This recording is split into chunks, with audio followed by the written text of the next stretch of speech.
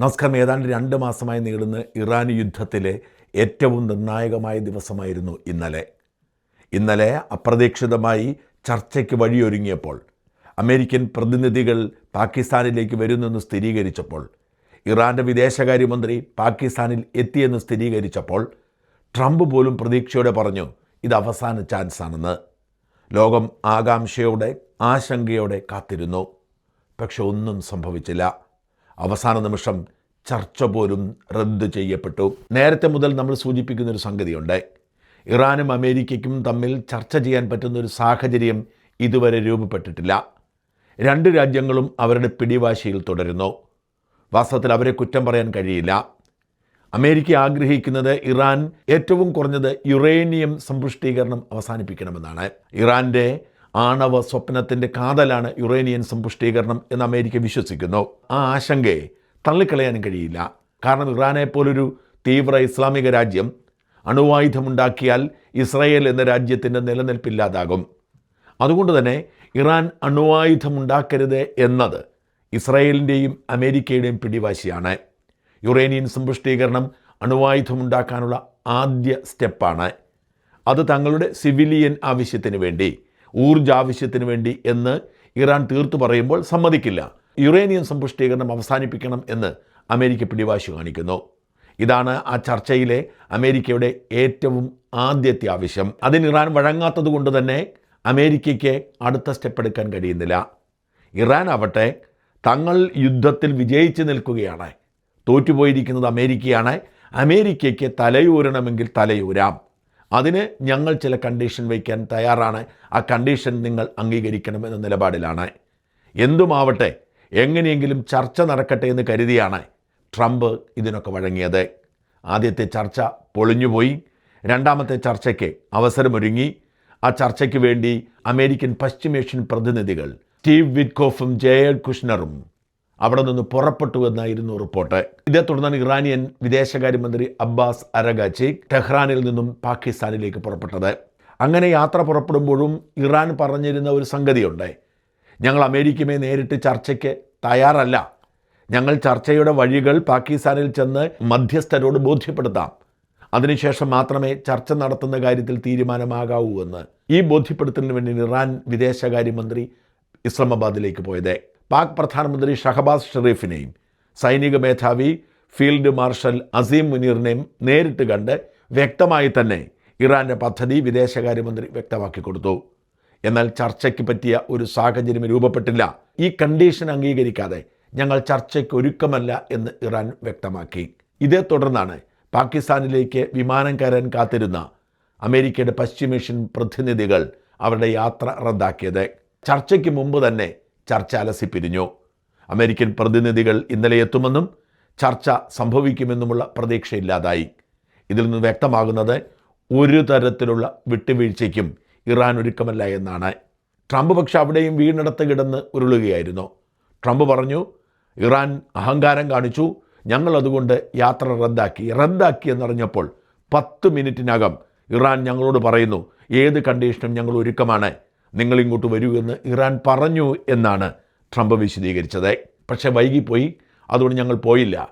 ഇനി ഇറാനുമായി ചർച്ച നടത്തണമെങ്കിൽ ഞങ്ങൾ പറയുന്ന കണ്ടീഷനൊക്കെ ഇറാൻ അംഗീകരിക്കണമെന്ന് പറഞ്ഞ് തലയൂരി ട്രംപ്. ഇറാൻ അതും പുച്ഛിച്ചു തള്ളി. ഇതോടുകൂടി ഈ യുദ്ധം അവസാനിപ്പിക്കാനുള്ള അവസാന സാധ്യതയും ഇല്ലാതായിരിക്കുകയാണ്. എങ്ങനെയാണ് യുദ്ധം അവസാനിപ്പിക്കുന്നത് എന്നതിനെക്കുറിച്ച് ഒരു ധാരണയും അമേരിക്കയ്ക്കില്ല. ആകപ്പാടെയുള്ള ഭാഗ്യം വെടിനിർത്തൽ തരക്കേടില്ലാതെ പോകുന്നു എന്നതാണ്. ഇറാൻ അയൽരാജ്യങ്ങളെ ആക്രമിക്കുന്നത് അവസാനിപ്പിച്ചിരിക്കുന്നു. ഇസ്രായേൽ ഇറാനെ ആക്രമിക്കുന്നതും അവസാനിപ്പിച്ചിരിക്കുന്നു. ഇപ്പോൾ ഏതാണ്ട് യുദ്ധം അവസാനിച്ച മട്ടാണ്. പക്ഷേ ഇറാൻ സർവാധികാരത്തോടും കൂടി ഇങ്ങനെ തുടരുന്ന സാഹചര്യത്തിൽ അമേരിക്ക യുദ്ധം അവസാനിപ്പിച്ചു പോയാൽ സംഭവിക്കാൻ പോകുന്നത് ഇറാൻ ശക്തി ഉയർത്തി കടന്നു വരുന്നതാവും. ഇത് ഭീഷണി ഉയർത്തുന്നത് പശ്ചിമേഷ്യൻ രാജ്യങ്ങൾക്കാണ്. അവർക്ക് പിടിച്ചു നിൽക്കാൻ വേണ്ടി കൂറുമാറേണ്ടി വരും. എന്നുവെച്ചാൽ അമേരിക്കൻ സഖ്യത്തെ തള്ളിക്കളയേണ്ടി വരും. ഒന്നുകിൽ ഇറാന് കീഴ്പ്പെടുക, ഇറാനുമായി ചർച്ചയിൽ പോകുക. ഇറാൻ എപ്പോഴും സഹോദര രാജ്യങ്ങളെന്നാണ് വിളിക്കുന്നത് പശ്ചിമേഷ്യൻ രാജ്യങ്ങളെ.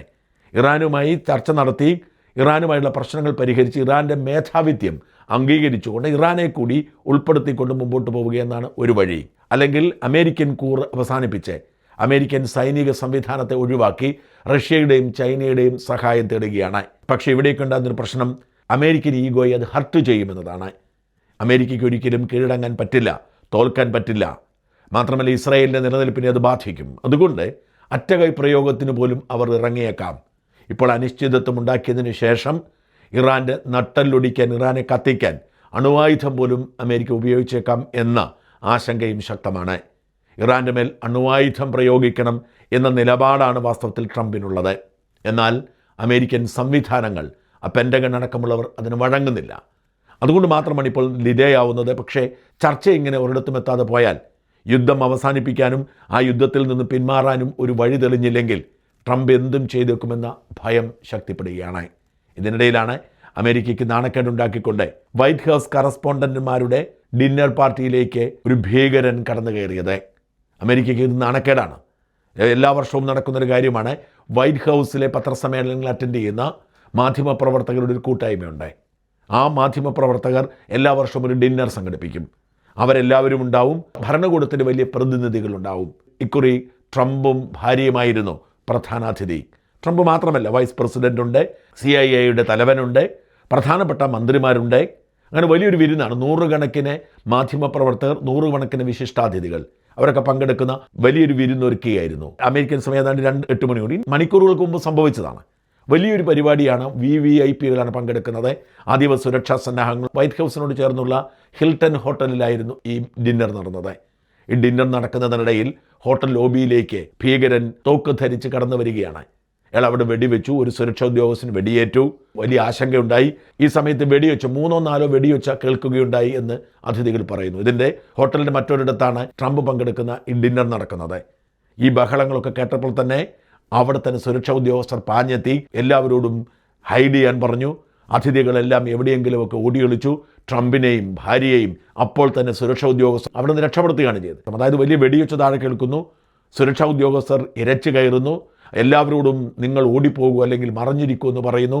ആകപ്പാടെ പാനിക് സിറ്റുവേഷൻ. ഓർക്കണം, അമേരിക്കൻ പ്രസിഡന്റും വൈസ് പ്രസിഡന്റ് പങ്കെടുക്കുന്ന, മാധ്യമപ്രവർത്തകർ പങ്കെടുക്കുന്ന വലിയൊരു വിരുന്നിലാണ് സംഭവിക്കുന്നത്. പ്രാണരക്ഷാർത്ഥം ട്രംപിനെയും കൊണ്ട് ഓടുന്ന കാഴ്ച ദൃശ്യങ്ങൾ പുറത്തു വന്നിട്ടുണ്ട്. മാധ്യമപ്രവർത്തകരെല്ലാം ഉണ്ടായിരുന്നു. ഇതെല്ലാം പകർത്തിയെടുത്തു. ട്രംപ് പിന്നീട് പറഞ്ഞു, ഞാൻ ഓടാൻ ആഗ്രഹിച്ചിരുന്നില്ല, പക്ഷേ സുരക്ഷാ പ്രോട്ടോക്കോളാണ്, എന്ത് ചെയ്യാനെന്ന് പറഞ്ഞ് ട്രംപ് തടിതപ്പി. ഒരു വല്ലാത്ത ഭയം വൈറ്റ് ഹൗസിനെ പോലും പിടികൂടിയിരിക്കുന്നു എന്നതിന് തെളിവായി ഇത് വ്യാഖ്യാനിക്കപ്പെടുകയാണ്. അതായത് ഏറ്റവും സുരക്ഷിതമായ ഇടത്ത് അമേരിക്കൻ പ്രസിഡന്റ് അടക്കമുള്ളവർ വിരുന്നിരിക്കുമ്പോൾ അതിന് തൊട്ടടുത്ത് ഒരു തോക്കുധാരിയെത്തി. അയാളുടെ കയ്യിൽ തോക്കുണ്ടായിരുന്നു, അയാളുടെ കയ്യിൽ കത്തികളുണ്ടായിരുന്നു. അയാളെ പിടികൂടി. 31 വയസ്സ് മാത്രം പ്രായമുള്ള കോൾ തോമസ് അലൻ എന്ന് പേരുള്ള ഒരു കാലിഫോർണിയക്കാരനായിരുന്നു ഈ ഭീകരൻ എന്ന് പിന്നീട് വിശദീകരിച്ചിട്ട് അയാളുടെ മേൽ പല വകുപ്പുകൾ ചുമത്തി കേസെടുത്ത് പിടികൂടി അറസ്റ്റ് ചെയ്ത് കൊണ്ടുപോയിട്ടുണ്ട്. പക്ഷെ അമേരിക്കയുടെ സുരക്ഷയെക്കുറിച്ചുള്ള ആശങ്കയാണ് ഇത് ഉയർത്തുന്നത്. അമേരിക്കൻ പ്രസിഡന്റിന് പോലും സുരക്ഷയില്ല. തെരഞ്ഞെടുപ്പ് പ്രചരണ സമയത്ത് പ്രസിഡന്റ് വെടിയേറ്റതാണ്. അമേരിക്കൻ പ്രസിഡന്റിന് ചെവി മുറിഞ്ഞാണ് ബുള്ളറ്റ് കടന്നുപോയത്. പിന്നീട് 1ലധികം തവണ ട്രംപിനെ വധിക്കാൻ ശ്രമം നടന്നിരുന്നു.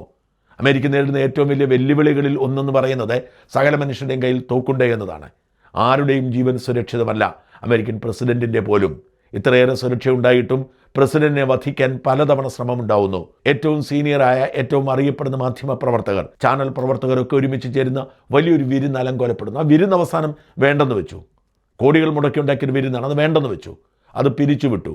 അത് തുടരാൻ ആഗ്രഹിച്ചെങ്കിലും സുരക്ഷാ കാരണങ്ങളാൽ സാധിച്ചില്ല. നോക്കുക, അമേരിക്കയുടെ വല്ലാത്തൊരവസ്ഥയാണിത്. ട്രംപ് തുടങ്ങി വെച്ച ഒരു വിനയുടെ തുടർച്ചയാണിത്. വല്ലാത്തൊരു പ്രതിസന്ധിയിലൂടെ അമേരിക്ക കടന്നുപോകുന്നു ട്രംപിൻ്റെ ഭരണകാലത്തെ എന്നതിന് ഏറ്റവും ഒടുവിലത്തെ ഉദാഹരണമായി ഈ വൈറ്റ് ഹൗസ് കറസ്പോണ്ടന്റുമാരുടെ യോഗത്തിലെ വെടിവയ്പ് ഉയർന്നു വരികയാണ്.